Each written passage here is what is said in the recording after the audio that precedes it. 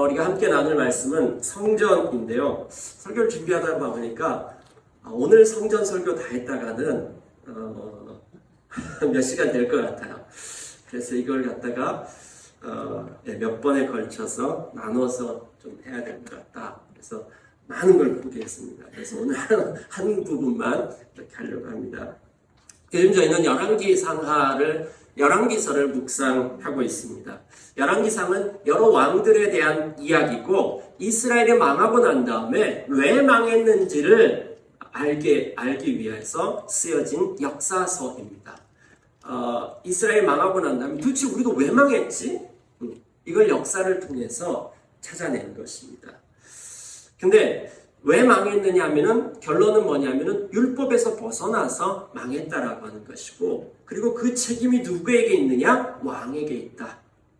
그래서 이 왕들에 대해서 한번 살펴보자. 그리고 이 열왕기서에 보면은 그 왕들 한 명 한 명을 평가해 놓고 있습니다. 선하다, 악하다 이렇게 평가하고 있는데 선악의 기준이 뭐냐 하면은 율법입니다. 그 율법의 기준으로 봐서 그대로 했을 때 선하다 그러고 그렇지 않았을 때 악하다라고 얘기했고, 그리고 결론적으로 봤었을 때 왕들이 율법대로 가지 않았습니다. 벗어났습니다. 그 길에서 벗어났습니다. 그래서 이스라엘 망했다. 이것을 본다라면은 지금 우리들이 어떻게 해야 될까? 회개하고 반성하자. 이런 의미에서 열왕기서가 쓰여졌습니다.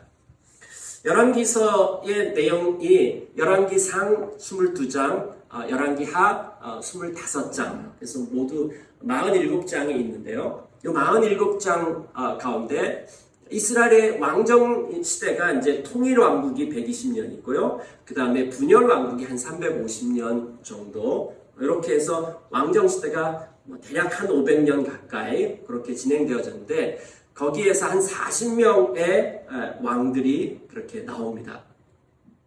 그 가운데 열왕기 상하에 이제 수많은 왕들이 있지만은 빅3가 있습니다. 왜 빅3냐면은 분량을 많이 차지해요.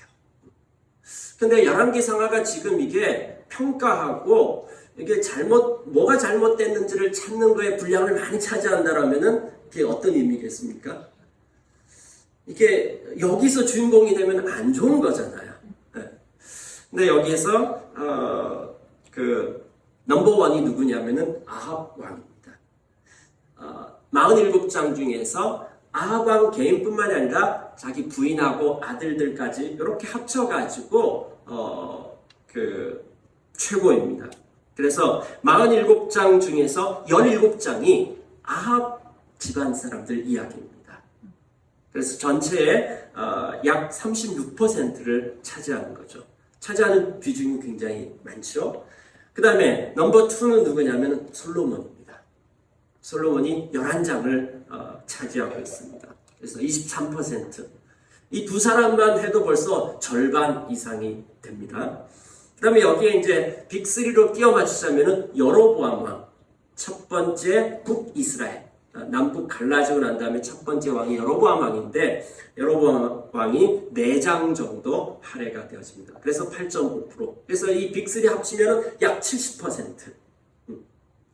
그러니까 이 열왕기상하 47장 중에 이 3명에게 할애한 것이 3분의 2 정도 된다라고 하는 의미인 것입니다. 그래서 이 세 사람한테 무슨 일이 일어났는지를 잘 살펴보면 되는 것이죠. 자, 그 중에 지금 현재 우리 이제 10장까지 묵상했으니까 솔로몬에 대해서 좀 볼 것입니다.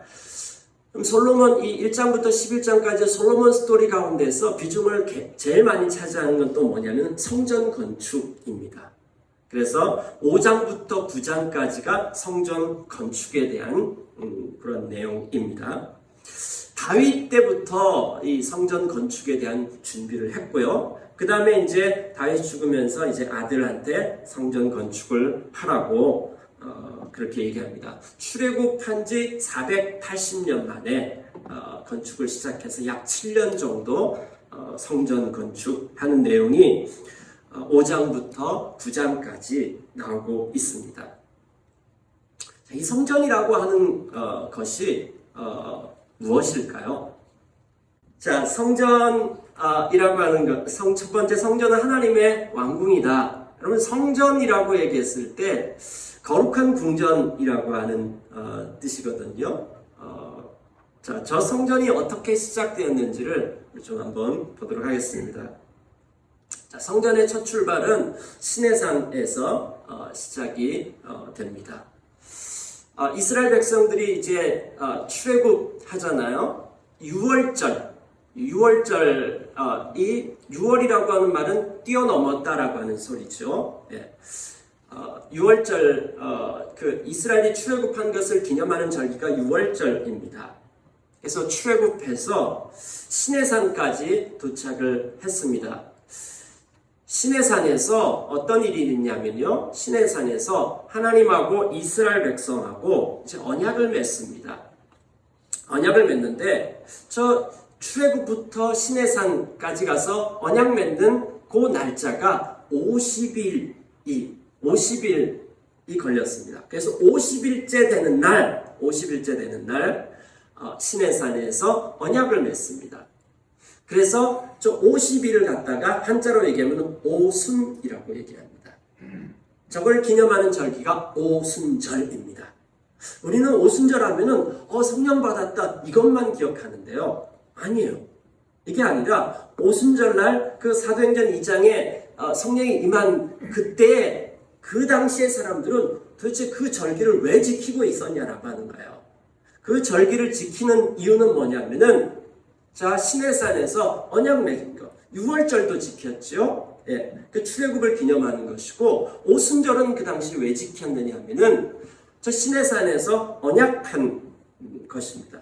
자, 그래서 시내산에서 언약을 했다라고 하는 것은 어떤 의미냐? 출애굽기 19장 5절부터 6절까지 봐보면은 거기 하나님께서 이제 우리 다 같이 한번 읽어볼까요? 시작. 이제 너희가 정말로 나의 말을 듣고 내가 세워준 언약을 지키면 너희는 모든 민족 가운데서 나의 보물이 될 것이다. 온 세상은 나의 것이다. 그러므로 너희는 내가 선택한 백성이 되고 너희 나라는 나를 섬기는 제사장 나라가 되고 너희는 거룩한 민족이 될 것이다. 하나님께서 이스라엘 백성에게 제안을 했습니다. 내가 너희의 왕이 되고 너희는 나의 백성이 될래? 네. 이렇게 제안을 하는데 그때 이스라엘이라고 하는 그 나라가 존재하는 목적이 뭐냐면은 제사장 나라가 된다라고 이야기하고 있습니다.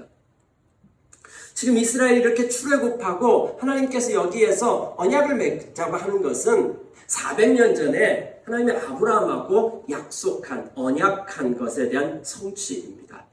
하나님이 400년 전에 아브라함을 불러가지고 너를 통해서 한 나라를 세우고 싶다. 그래서 아브라함한테 내가 너한테 땅을 줄게. 그 다음에 내가 너한테 자손, 백성을 줄게. 국민을 줄게. 그 다음에 나는 너의 왕이 되어줄게. 그렇게 국민 영토 주권, 이 창세기 12장에 그렇게 난 너를 통해서 한 나라를 세울 것이다. 그렇게 약속을 합니다. 그리고 그 약속에 대한 성취가 400년 후에 이제 출애굽시켜가지고 시내산에서 아브라함하고 한 약속 그것을 지키는 것입니다. 그래서 시내산에서 언약을 맺습니다. 그래서 하나님이 이스라엘의 왕이 되어주시고 그 다음에 이스라엘은 하나님의 백성이 되고 그렇게 하길 원합니다. 이렇게 자발적으로 그래서 언약을 맺어서 이 오순절 날은 뭘 기념하는 날이냐면은 그래서 나라가 탄생한 날입니다. 국경절이라고 얘기할 수 있습니다. 오순절은 이스라엘이라고 하는 나라가 시작된 날입니다. 이스라엘이라고 하는 말의 뜻은 뭐냐면은 하나님이 다스린다. 이스라라고 하는 것은 통치하신다라고 하는 것이고 엘이라고 하는 것은 하나님입니다. 하나님이 통치하시는 나라. 하나님 나라라고 하는 것은 하나님이 왕이다라고 하는 뜻입니다. 이 나라라고 하는 개념이 19세기 이후부터 이 네이션이 됐고요. 그 이전엔 전부 다 킹덤에 대한 개념이었기 때문에 누가 왕이냐? 하나님 나라 하면은 하나님이 왕이다라고 하는 그런 뜻입니다. 그래서 하나님의 통치 다스림을 받는 나라 이스라엘이 정식으로 시작된 것이 바로 이 시내산 언약 에서 시작된 것입니다. 자, 저때 나라가 시작되어지는데 하나님께서 주신 것이 뭐냐면은 율법을 주셨습니다. 율법. 저 율법이 뭐냐면은 모세가 이제 내려올 때 두 돌판을 가지고 내려왔잖아요. 저 두 돌판은 투 카피입니다. 똑같은 내용, 계약서 작성할 때 우리가 똑같은 계약서 두 장을 작성하잖아요. 하나님 거고요. 하나는 이스라엘 백성들 것입니다. 거기에 1계명부터 10계명까지 똑같은 내용이 적힌 두 돌판인 것입니다. 이게 두 돌판이 의미하는 것은 뭐냐면 헌법입니다. 헌법. 한 나라를 세우는 데 있어서 기초가 되는, 나라를 세우는 기초된 법이 뭐냐면, 설계 도면이 뭐냐면 헌법이라고 얘기합니다. 우리나라에 있는 모든 법은 헌법의 기초에서 그 헌법의 세부사항일 뿐입니다. 그래서 헌법 1조 1항을 보면 이 나라가 어떠한 성격의 나라인지를 알 수 있습니다. 여러분, 천국, 하나님의 나라가 어떤 곳인지를 알기 위해서는 10계명 보면 됩니다. 그 나라의 헌법을 보면은 이 나라가 어떤 나라인지를 알 수 있는 것입니다. 근데 그 10계명 하나님 나라 헌법을 보면은 어떻게 되냐면은 1조 1항이 무엇입니까? 나 외에 다른 신을 섬기지 못한다. 두 번의 구정을 통해 가지고 굉장히 강력한 어떤 강조를 하고 있는데 뭐냐면 하나님이 왕이다. 하나님이 왕이다. 그것이 하나님 나라 1조입니다. 하나님이 통치하시다. 하나님이 왕이시다. 그래서 하나님을 예배하는 것입니다. 1계명부터 4계명까지는 하나님과의 관계이고 하나님을 예배하는 것. 예배라고 하는 이 말은 왕하고 만났을 때에 대한 표현인 것입니다. 엎드리다, 절하다, 그 다음에 두 손 들다, 이 표현들이 전부 뭐냐면은 왕과의 만남에서의 표현인 것입니다. 그분의 통치권을 인정하는 것입니다. 하나님을 사랑하는 것, 그것은 왕에게 대한 충성이고, 그 다음에 왕하고 만날 때 나타나는 태도인 것입니다. 그래서 하나님을 예배하는 것입니다. 그 다음에 두 번째는 뭐냐면은 사람을 사랑하는 것입니다. 여러분, 예배하는 건 뭐냐면은 닮아가는 것입니다. 우리가 예배하는 대상을 닮아가고 있습니다. 여러분이 누구를 예배하고 있는지 어떻게 알 수 있을까요? 여러분의 삶을 보면은 누구를 예배하고 있는지가 분명하게 나타나는 것입니다. 주일날 와서 예배 드린다고 해서 우리가 하나님을 예배하는 것이 아니라 나를 통해서 어떠한 일들이 나타나고 있는지 이걸 보면은 내가 누구를 예배하고 있는지가 분명해집니다. 주일날 예배당에 와서 예배 드리는 거 가지고 내가 누구를 예배하는 것이 나타나는 것이 아니라, 왜냐하면요, 우리가 예배하는 대상을 닮아가기 때문입니다. 그래서 이분을 왕으로 예배하고 있어요? 그러면 마땅히 나타나는 삶이 뭐냐 하면은 마땅히 나타나는 삶이 5계명부터 10계명입니다. 그런데 왕이신 이 하나님께서는 어떻게 통치하고 계시냐면 사랑의 통치를 하고 있습니다. 그래서 이분을 왕으로 모시는 백성들은 어떤 삶의 형태로 이분을 예배한다면 어떤 태도로 나타나냐면 서로 사랑하는, 서로가 서로에게 언약 관계에 있으면서 서로 사랑하는 것으로 공동체를 이루는 것으로 나타나는 것입니다. 이것이 이스라엘의 헌법이었습니다. 하나님의 백성들은 이렇게 산다라고 하는 것입니다. 자, 그 다음에요, 이 헌법을 주시고 난 다음에, 그 다음에 또 하나, 나라가 움직여지기 위해서 또 뭐가 필요할까요? 자, 시내산 언약을 맺고 난 다음에 율법을 주시고요. 그 다음에 또 하나는 뭘 하냐면은 이제 성막을 지으라라고 이야기했습니다. 저 성막이라고 하는 것은 그냥 말 그대로 그냥 텐트인 것이죠. 이스라엘 백성들이 광야 생활할 때 텐트에서 생활했잖아요. 자, 텐트 하나 지어라. 성막이라고 하기도 하고요. 회막이라고도 합니다.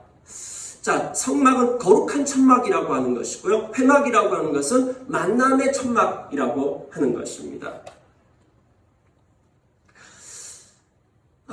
그래서 시내산에서 이제 하나님하고 언약 맺고 난 다음에 6개월 동안 성막 만드는 얘기가 나옵니다. 출애굽기는 거기서 끝이 나죠. 네. 그래서 저 성막을 저렇게 만들었습니다. 성막의 핵심은 어디냐면요, 지성소입니다.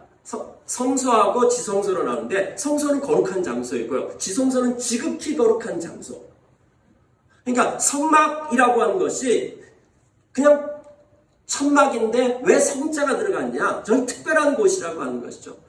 그러니까 저 텐트를 갖다가 특별하게 만드는 그것이 뭐냐 하면은 바로 저 지성소라고 하는 것입니다. 도대체 거기에 뭐가 있길래요? 뭐가 있냐면요, 이게 있습니다.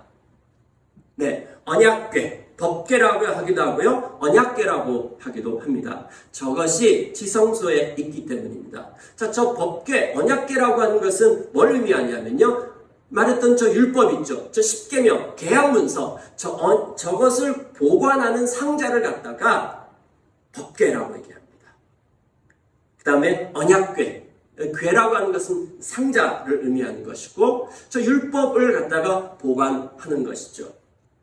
그 다음에 하나님께서 뭐라고 했냐면요, 저 상자 뚜껑 위에 이제 천사가 있죠. 아까 우리 찬양했죠. 그룹 날개 사이, 저 두 천사가 이렇게 엎드리고 있죠. 저 두 천사의 저 중간에 뭐가 보이세요? 자세히 한번 봐보세요. 뭐가 보이세요? 뭐가 보입니까? 뭐가 보입니까? 진짜 뭐가 보이세요? 자, 하나님께서 뭐라고 했냐면은, 하나님의 임재 장소가 어디냐면은 저 두 그룹은 천사의 한 이름입니다. 그룹 천사의 저 중간에 하나님께서 임재하신다고 얘기했습니다. 그래서 저기에 뭐가 있냐면은 하나님의 보좌가 있다고 얘기합니다. 보좌라고 하는 것은 왕이 앉는 자리인 것이죠. 하나님께서 저기에 임재하셔서 통치하시는 것입니다. 그래서 성막이라고 하는 것은 궁전을 의미하는 것입니다. 왕이신 하나님께서 거하시면서 집무실이죠. 왕의 집무실, 통치를 행하시는 왕의 집무실이라고 얘기할 수 있습니다. 그런데 하나님께서 어디에 임재하시냐면요, 저 언약궤 위에 임재하신다라고 그렇게 이야기하고 있습니다. 그러니까 저 성막은 언약궤가 없으면은 그냥 텐트입니다. 그냥 텐트입니다. 언약궤 조 위에 하나님께서 임재하시는 거죠. 그래서 이스라엘 백성들은 저 언약궤 성막을 중심으로 광야 생활을 했습니다. 그래서 저 성막 움직이면은 이제 구름이 저기에 이제 지성소에 하나님께서 구름으로 임재하셨죠. 저거를 이스라엘 백성들이 보는 것이죠. 그 다음에 저 구름이 움직이기 시작하면은 이제 성막을 걷어가지고 이동하는 것이죠. 그럼 이스라엘 백성들도 이제 움직이기 시작합니다. 이 훈련을 40년 동안 계속 한 것입니다.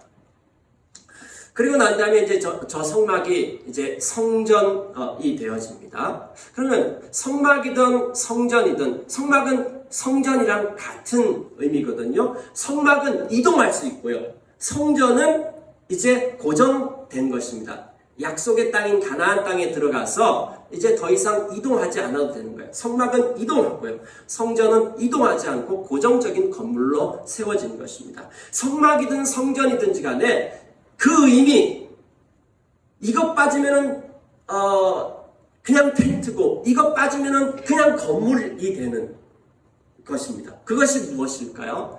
이 열왕기상 9장에 하나님께서 솔로몬에게 이것을 또 이야기해 줍니다. 성전에서 가장 중요한 것, 그것이 무엇인지를 하나님께서 이야기해 줍니다. 우리 함께 교독하도록 하겠습니다. 열왕기상 9장 1절부터 9절 말씀입니다. 솔로몬이 여호와의 성전과 왕궁 건축하기를 마치며 자기가 이루기를 원하던 모든 것을 마친 때에 여호와께서 전에 기도원에서 나타나신 것 같이 다시 솔로몬에게 나타나사 여호와께서 그에게 이르시되 내 기도와 내가 내 앞에서 간구한 바를 내가 들었은즉 나는 내가 건축한 이 성전을 거룩하게 구별하여 내 이름을 영원히 그곳에 두며 내 눈길과 내 마음이 항상 거기에 있으리니 내가 만일 내 아버지와 시에나 같이 마음으로 온전히 하고 바르게 하여 내 앞에서 내가 내게 명령한 대로 날개를 쏟아하여 내 법과 윤례를 지키면 내가 내 아버지 다윗에게 말하기를 이스라엘의 왕 위에 오를 사람이 내게서 끊어지지 아니하리라 한대로 내 이스라엘의 왕위를 영원히 견고하게 하려니와 만일 너희나 너희의 자손이 아주 돌아서서 나를 하지 아니하며 내가 여호와의 편을 나의 계명과 법도를 지키지 아니하고 자사진 신성경을 생각해 하면 내가 이스라엘을 내가 그들에게 준 땅에서 끊어버릴 것이요 내 이름을 위하여 내가 거룩하게 구별한 이 성전이라도 내 앞에서 던져버리리니 이스라엘은 모든 민족 가운데서 속담거리와 이야기거리가 될 것이며 성전이 불꽃이라도 지나가는 자마다 놀라며 비밀스러 이르되 여호와께서 신나라로 땅땅이 성전이 생각하고 하면 대답하기를 그들이 그들의 조상들을 애굽 땅에서 인도하여 내신 그들의 하나님 여호와를 버리고 다른 신을 따라가서 그를 경배하며 섬김으로 여호와께서 이 모든 재앙을 그들에게 내리심이라 하리라 하셨더라.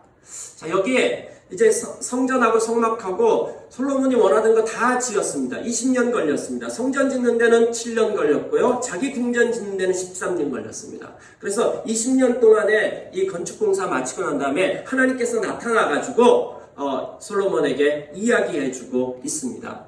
그러면서 뭐라고 얘기합니까? 야, 이 성전 참 훌륭하다. 너 고생했다. 그리고 이 성전 짓는데 어마어마한 비용이 들어갔습니다. 예. 그래서 아주 멋있게 7년이란 동안 성막을 짓는데 6개월 걸렸는데 여기 7년이나 걸려가지고 어마어마한 성전을 지었습니다. 그리고 그 안에 들어간 돈은 이거 뭐 말할 수 없습니다. 지성소만 하더라도 금 600달란트가 들어갔거든요. 한 달란트가 34kg입니다. 그러면 600달란트는 몇 톤이 들어간 거예요? 몇십 톤이 들어간 거죠. 그렇죠? 지성소만. 예. 그렇게 어마어마한 비용이 들어갔습니다. 그 성전을 봐보면서 하나님께서 막 되게 감동하실까요? 그렇지 않습니다. 그렇게 놀라울지라도 이것 없으면은 그건 성전이 아니에요. 그냥 집일 뿐인 것이 되는 것이죠. 하나님께서 그 기준을 무엇이라고 얘기했습니까? 하나님은 불변하시게 얘기하는 것이 있었습니다. 왕이 어느 곳에 임재하냐면은, 왕이 어느 곳에 임재하냐면은, 너희들이 율법을 지키면은, 그 율법이라고 하는 것은 하나님 나라의 헌법인 것입니다. 하나님을 예배하고 그분을 닮아가는 그 삶이 있는 그 가운데 하나님께서 임재하시고 그들 가운데 임재하시고 그들을 통해서 이스라엘 백성들이 그 사명을 이루는 온 열방을 구원하는 이스라엘은 경제적으로 부유해지고 그 다음에 군사적으로 강대해지는 것이 목표가 절대로 아닙니다. 이스라엘의 존재 목적은 온 열방을 위해서 존재했습니다. 아브라함에게 처음부터 얘기했습니다. 내가 너를 통해서 한 나라를 세울 것인데 그 목적이 뭐냐면은 너를 통해서 온 민족이 복을 얻는 것이다. 하나님께서 창조하신 이 세상이 이스라엘이라고 한 나라를 통해서 돌아오기를 원했던 것이죠. 그래서 이스라엘은 이스라엘 자기 자신을 위해서 존재하는 나라가 아니라 열방을 섬기는 나라로 존재했던 것이죠. 그것이 이스라엘의 존재 목적이었던 것이죠. 이 존재 목적을 어떻게 이루냐 하면은 하나님께서 그들 가운데 임하셔서 그들이 율법 하나님을 예배하면서 하나님을 닮은 그 삶을 살아가기 시작했을 때 이들을 통해서 온 열방을 구원하는 그 일을 하시겠다라고 얘기한 것입니다. 그래서 이 성전을 짓고 난 다음에 하나님 그 얘기를 또 하시는 것입니다.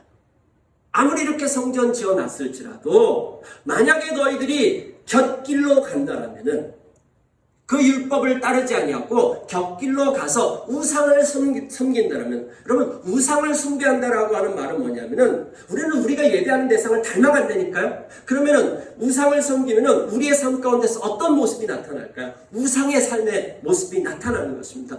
돈을 숭배하면요, 내 삶의 모습은 뭐냐면은 돈의 어떤 그 모습이 내 삶을 통해서 나타나는 것입니다. 우리는 우리가 예배하는 대상을 닮아가게 되어 있습니다. 그래서 이스라엘 백성이 곁길로 가서 우상을 숭배하기 시작하면은 그러면은 어떤 일이 일어난다고 얘기하고 있습니까? 이 성전이 한때 아무리 대단했을지라도 그것은 사람들에게 있어서 속담거리, 웃음거리, 그 다음에 탄식거리가 될 거라고 그렇게 이야기해 주고 있습니다.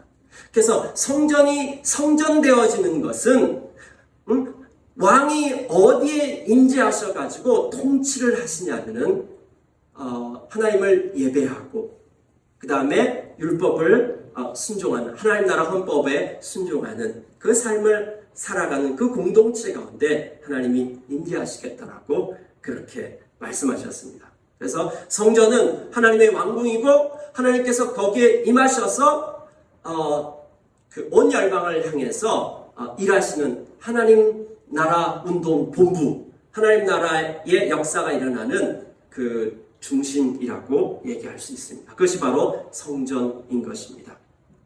자, 근데 그 뒤에 이 성전이 어떻게 되었을까요? 과연 이대로 작동되었을까요?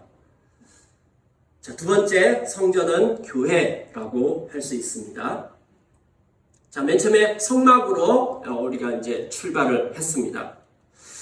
광야 40년 동안 저 성막 생활을 했고요. 그 다음에 이제 가나안 땅에 들어왔습니다. 가나안 땅에 들어와가지고 가나안 땅 정복하고 사사시대, 그 다음에 왕정시대가 될 때까지 약 한 400년 정도가 흘러서 드디어 성막에서 성전으로, 그러니까 가나안 땅 들어와서 여호수아 때부터 다윗 때까지는요 안정적이지가 않았어요. 계속 싸움이 있고 그래서 안정적이지 않았는데 솔로몬 때, 솔로몬이라고 하는 이름의 뜻이 샬롬이거든요. 솔로몬 샬롬이거든요. 평화가 있었다라고 하는 것이죠. 더 이상 전쟁이 없었고 전체 가운데 샬롬이 있었고 그 다음에 나라가 부강해졌고 그 당시에 주유왕이라고 얘기할 수 있을 정도로 그 굳건해졌습니다. 다윗이 그 모든 기반을 만들어 놨던 것이죠.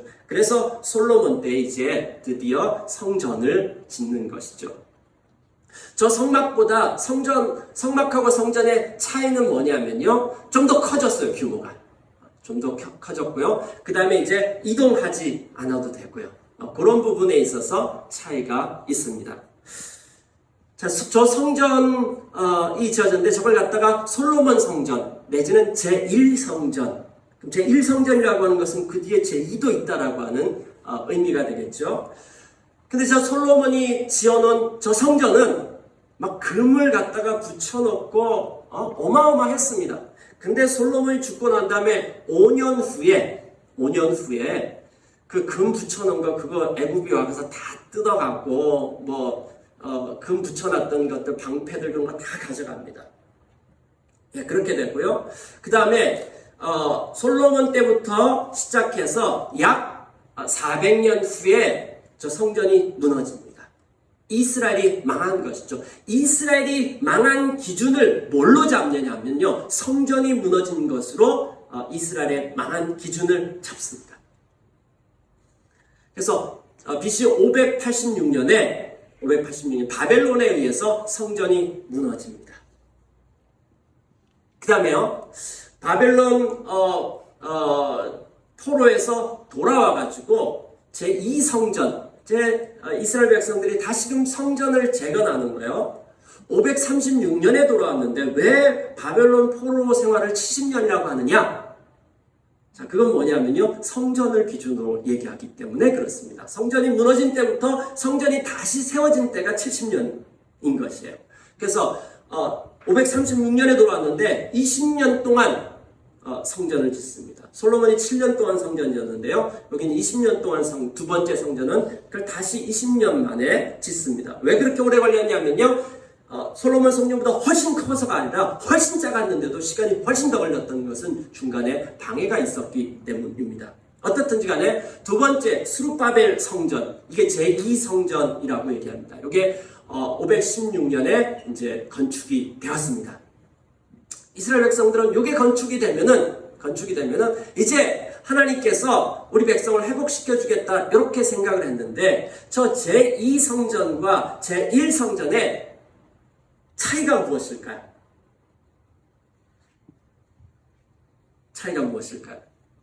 성막, 성전, 자, 저기 성자가 들어간 거, 텐트건, 그 다음에 저 궁전이든지 간에 성전을 성전되게 하는 게 뭐라고 그랬죠? 언약궤가 있어야 됩니다. 언약궤는 율법인 것이죠. 자, 그 위에 하나님께서 임재하시겠다고 했는데, 언약궤가 없습니다. 언약궤를 어디다 잊어버렸는지 모르겠어요. 언약궤가 없습니다. 이스라엘 망하고 난 다음에 언약궤가 없어요. 제2성전은 그냥 쉽게 말하면은 왕이 없는 우리나라 경복궁. 지금 왕이 없잖아요. 거기 왕이 진무하는 데가 아니잖아요. 청와대도 그렇게 됐고요. 그 다음에 중국의 자금성. 거기 지금 왕이 있습니까? 아니요. 중국의 주석궁은 중난하이라고 하는 그 옆에 있습니다. 관광지입니다. 그렇죠? 제2성전은 붕어빵에 붕어가 없는 것 같습니다. 제2성전은 지성소에 법궤가 없어요. 근데 저 제2성전을 갖다가 헤롯 대왕 때 증축을 합니다. 어마어마하게 증축을 합니다. 몇 년 동안 지었냐면요. 약 80년 동안 지었습니다.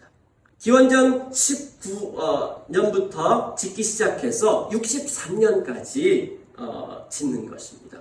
그러니까 약 80년 동안 예수님께서 이 성전 헐어버려 내가 다시 성전을 지을게 라고 얘기했을 때가 46년째 지어지고 있을 때고요. 예수님 십자가에서 죽으시고 난 다음에도 계속 지어져서 AD 63년에 완공이 되어집니다. 그러니까 약 80년 정도 걸려서 완공되어졌는데 7년 후에 무너집니다. 저 어마어마한 성전 규모 크기가 어느 정도인지 한번 봐보시죠. 헤롯이 증축한 제2성전을 증축한 크기가,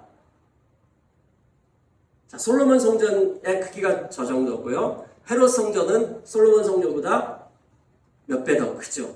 네.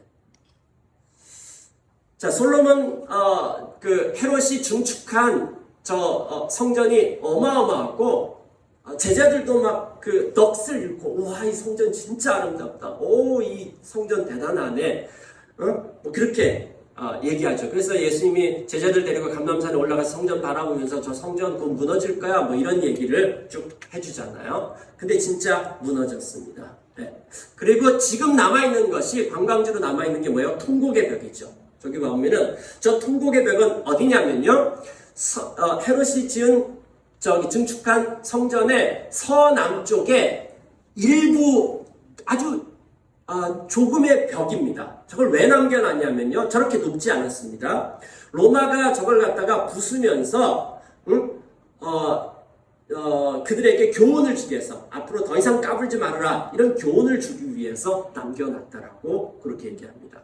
그 다음에요, 저렇게 성전 부수고 난 다음에 저기에 있는 그 수많은, 저 헤롯 성전 때에 예수님 막 갖다 엎고 막 그러잖아요. 돈을 어마어마하게 벌었습니다. 성전에서요. 왜냐하면요, 성전에서 통용되는 돈은 다른 데서, 그 당시 로마에서 통용되는 돈은 어떤 형상이 들어가 있었어요. 이건 우상숭배라고 해서 쓸 수가 없었어요. 그러니까 와서 환율, 이제 돈을 바꿔야 되죠. 거기 환율을 갖다가 어마어마하게 불렀고요. 그 다음에 재물들도 다른 데서 하는 거는 사용할 수 없습니다. 완전히 독점으로 해가지고 어마어마한 돈을 번 것이죠. 이 성전 세력들이 예수님 못마땅한 것이죠. 그래서 죽인 것이죠. 네. 자, 어떻든지 간에 그런데 저기에 있던 그 수많은 돈들이 로마한테 망하면서 다 뺏겨갑니다. 그 돈 가지고 로마 황제가 뭘 했냐면요, 콜로세움을 지은 것입니다. 원형 경기장, 그게 성전에 있었던 그 보물들 돈 가져가서 콜로세움을 저렇게 지은 것이죠. 예, 하나님께서 말씀하신 그대로 되어졌습니다. 그대로. 성전이 아무리 어마어마하고 대단하게 지을지라도 그곳에 하나님께서 임재하시지 않는 왕이 없다라고 하면은 그것은 더 이상 성전이 아닙니다. 그럼 왕은 어디에 임재하시느냐라고 하는 거예요. 왜 이스라엘이 망했느냐? 그들이 율법을 떠났어요. 격길로 갔어요. 하나님을 왕으로 섬기지 않았어요. 하나님을 왕으로 예배하지 않았어요. 우상을 예배했어요. 그래서 우상을 닮아가는 사회를 만들어낸 것입니다. 그래서 하나님께서 그거에 대해서 계속해서 선지자들 보내서 경고했는데 듣지 않았고 결국은 성전이 무너져 내린 것입니다. 자, 그럼 저 이후에 성전은 어떻게 되었을까요? 언약궤는 어디로 갔을까요? 그 다음에는 어떻게 됐을까요? 성경은 이렇게 얘기해 주고 있습니다. 예레미야서 31장 우리 같이 한번 읽어보도록 하겠습니다. 제가 한 절 읽고 여러분들 한 절 읽죠. 여호와의 말씀이니라. 보라, 날이 이르리니 내가 이스라엘 집과 유다의 집에 새 언약을 맺으리라. 이 언약은 내가 그들의 조상들의 손을 잡고 내가 인도하여 내게 주신과 같이 할 것은 내가 그들의 남편이 되었어도 그들이 내 언약을 깨뜨렸습니다. 여호와의 말씀입니다. 그러나 그날 후에 내가 이스라엘 집과 맺은 언약은 이러하니 곧 내가 나의 법을 그들의 속에 두며 그들의 마음에 기록하여 나는 그들의 하나님이 되고 그들은 나의 백성이 될 것이다. 이는 여호와의 말씀이니라. 자, 이 예레미야서 31장을 보면은 이스라엘 망하고 난 다음에 예레미야가 예언한 것입니다. 이스라엘 이렇게 망하고 안 끝난다. 안 끝나고 하나님께서 이제 그날 이후는 어떤 거냐면요, 왕이 오시는 거야. 한 메시아가 오실 겁니다. 한 왕이, 하나님께서 약속한 그 왕이 오는 날 회복이 일어날 것인데, 그 왕이 와서 하는 일이 뭐냐면은 다시금 언약을 맺고, 새 언약을 맺고, 그리고 새 백성이 탄생하고, 그 다음에 새로운 성전을 짓는 일들이 그날 이후에 일어날 것이다. 왕이 오고 난 다음에 일어날 것이다. 자, 여기에서 구약 신약이라는 말이 여기 이 예레미야서 31장에서 나왔습니다. 신약, 그래서 새 성전, 그 다음에 새 백성, 새 언약이라고 했을 때 이 새라고 하는 것은 옛날 거 구약이랑 다른 종류를 얘기하는 것이 아니라 원래의 것들을 회복시켜서 제대로 작동하게 한다라고 하는 새인 것입니다. 만약에 옛날 거, 오래된 것, 그래서 전혀 다른 종류의 새 것, 신약이라고 하면 우린 구약을 더 읽을 필요가 없습니다. 그러나 그런 의미가 아닙니다. 신약이라고 하는 말은 똑같은 내용인데 그게 작동되도록 만들어놨다라고 하는 것이 신약인 것입니다. 새 언약을 맺을 것인데 옛날 언약하고 어떻게 다르냐 하는 것입니다. 하나님께서 이 새로 오신 왕이 성전을 이제 회복하는데 어떻게 회복시키냐면은 뭐가 다르냐면은 예전에는 그 하나님하고 언약했던 언약 문서가 어디에 쓰여졌습니까? 돌판에 쓰여졌죠. 두 돌판에 쓰여졌습니다. 뭘로 썼을까요? 뭘로 썼을까요? 하나님이 손으로 썼다라고 얘기합니다. 자, 손으로 돌판에다가 쓴 것입니다. 이게 계약 문서입니다. 그리고 이것을 보관하는 장소가 어디라고 했죠? 언약궤. 언약궤를 어디에 뒀다고요? 지성소. 거기에 하나님의 보좌가 있다라고 얘기를 했습니다. 근데 그게 없어졌죠? 근데 앞으로 이제 메시아가 와서 다시금 언약을 맺을 때는 그 언약 문서가 달라져요. 언약 문서가 언약을 갖다가 어디에다 기록한다고 되어 있습니까? 예, 마음에다가. 돌판이 아니라 이제 마음판에다 기록한대요. 근데 이번에 뭘로 기록할까요? 여기 안 나와 있습니다. 그 다음 9절 에스겔서 36장 다 같이 한번 교독하죠. 내가 너희를 여러 나라 가운데서 인도하여 내고 여러 민족 가운데서 모아 데리고 고국 땅으로 들어가서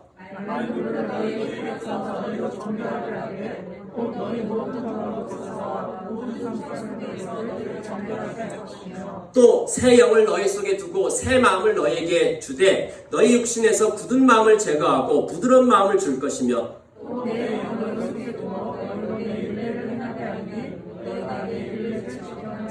네, 여기 봐보니까 이제 뭘로 기록한대요? 네, 어떤 영이요? 내 영. 하나님이 내 영을 준다라고 얘기했는데 이건 뭘 의미하는 걸까요? 네, 성령님이 우리 마음에 거하는 것이 그게 바로 언약이래요. 네, 왕이 오시면은 그 일이 일어날 거래요. 그럼 그때 어떤 일이 탄생해요? 새 언약이 맺어지고 새로운 백성이 탄생되어져요. 그 새로운 백성이 탄생되어지는데 그때 새로운 성전을 짓는다. 이렇게 얘기하고 있습니다. 자, 구약 성경에 보면은 아까 6월절 때 출애굽했다라고 얘기했죠. 그리고 50일째 되는 날, 오순절날 국경절이죠. 이스라엘이라고 하는 나라가 탄생되어졌어요. 근데 저게 망했어요. 예레미야가 예언을 했어요. 근데 정말 왕이 오셨어요. 왕이 오셨는데 그 왕이 6월절날 십자가에서 죽으심으로 왕으로 등극을 합니다. 예? 구약의 6월절과 신약의 6월절, 예수님이 6월절에 십자가에 못 박혀 죽으셨습니다. 그래서 새로운 출애굽, 이제는 애굽이 아니라 이 세상 나라, 사탄의 통치 아래 있는 이 가운데서 건지는 그 일을 한 것입니다. 그리고 그때로부터 50일째 되는 날, 오순절날 어떤 일이 일어났습니까? 성령님께서 임하셨어요. 우리 개개인 각 사람 가운데 성령님께서 내주하셨습니다. 성령님께 예수 그리스도를 주로 고백하는 그분의 통치권을 인정하고 나는 그분의 백성이 되고 하나님은 우리의 왕이 되신다, 이 고백을 했을 때 성령님께서 우리 안에, 하나님께서 이 언약 문서를 갖다가 우리 마음 가운데 기록하시는데 이것이 성령께서 우리 안에 오시면서 문서가 기록되어진 것입니다. 자, 그러면은 구약 성경 때 보면은 이 언약 문서를 보관하는 상자가 뭐라고 그랬죠? 언약궤죠. 그럼 지금 언약궤 어디 있어요? 어디 있어요? 언약궤 어디 있어요? 그럼 여기 지금 언약궤 몇 개 있어요? 네, 그분의 통치권을 인정하는 사람들이 언약궤에 있는 거죠. 자, 그러면은 봐보세요. 그러면은 성전은 어디 있어요? 성전은 어디 있어요? 자, 여러분이 어디 여기 갔어요? 그럼 성전이 여기 있는 거예요. 나는 하나님의 성전을 멀리 떠나고 싶어. 멀리 가보세요, 여러분. 그러면은 여러분이 도착하는 즉시 그곳이 성전이 되었습니다. 여러분이 직장이든 그다음에 여러분이 어디에 있든 상관없이 여러분이 가는 곳마다 성전인 것입니다. 자, 근데 한 가지 조건이 더 필요해요. 좀 이따 얘기할게요. 자, 어떻든지 간에 오순절날 교회가 탄생되어졌습니다. 하나님의 새로운 백성, 교회가 탄생되어졌고, 교회가 바로 성전인 것입니다. 근데 거기에 조건이 똑같아요. 구약이랑 똑같습니다. 네, 그 다음에요. 우리 마태복음 18장 20절 다 같이 한번 읽어볼까요? 시작. 두세 사람이 내 이름으로 모인 곳에는 나도 그들 중에 있느니라. 네, 두세 사람이 내 이름으로 모인 곳. 내 이름 이렇게 나올 때는 그 통치권에 대한 이야기입니다.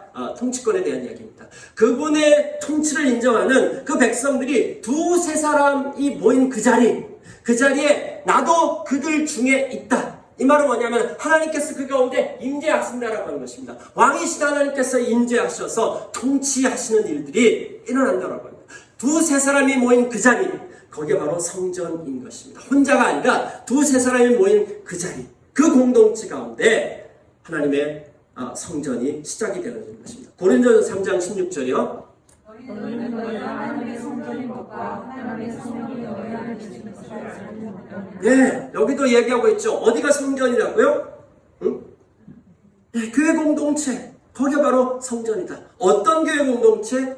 그분을 예배하고 닮아감으로 그분을 닮은 삶을 살아가는 그 공동체 가운데 하나님 바로 그곳에 임재해 계십니다. 그곳에서 당신의 임하셔서 통치하시고 다스리는 겁니다. 그 공동체를 통해서 온 열방을 구원하시는 그 일들을 계속해서 행하고 계시는 것이죠. 자, 여러분, 하나님이 어디에 계십니까? 하나님은 성전에 계십니다. 성전에 계십니다. 하나님이 계신 그곳에 영광과 아름다움과 간증이 있습니다. 그러나 교회 건물이 아무리 예배당은 교회가 아닙니다. 예배당은 성전이 아닙니다.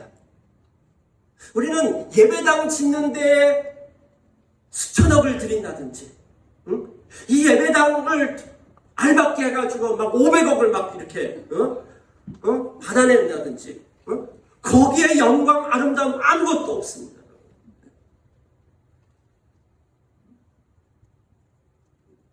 하나님이 계시지 않는 예배당, 하나님이 계시지 않는 교회, 그것은 언제나 그 시대의 속담거리, 웃음거리, 탄식거리가